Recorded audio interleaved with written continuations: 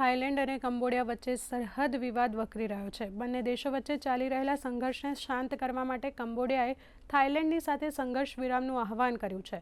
સંયુક્ત રાષ્ટ્રમાં કંબોડિયાએ કહ્યું કે તેઓ થાઇલેન્ડ સાથે તાત્કાલિક સંઘર્ષ વિરામ ઈચ્છે છે। તે પહેલા બંને દેશોની સેનાએ એકબીજા ઉપર રોકેટ અને તોપથી હુમલા કર્યા હતા।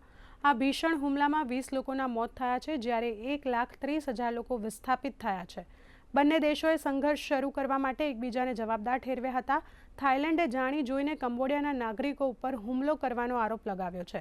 થાઇલેન્ડના વિદેશ મંત્રીએ કહ્યું છે કે આ બે દેશ વચ્ચેનો મામલો છે, તેનો ફક્ત દ્વિપક્ષીય સમાધાન કરી શકાય છે। અમારે ત્રીજા પક્ષના હસ્તક્ષેપની જરૂરિયાત નથી। આ દરમિયાન કંબોડિયામાં આવેલા ભારતીય દૂતાવાસે પ્રવાસ કરનાર ભારતીય નાગરિકો માટે એડવાઇઝરી જાહેર કરી છે અને હેલ્પલાઇન નંબર પણ જાહેર કર્યો છે। ભારતના નાગરિકો મુશ્કેલીના સમયમાં દૂતાવાસનો સંપર્ક કરી શકે છે, તો બીજી તરફ થાઇલેન્ડના 7 સંવેદનશીલ વિસ્તારોનો પ્રવાસ ટાળવા માટે અપીલ કરવામાં આવી છે।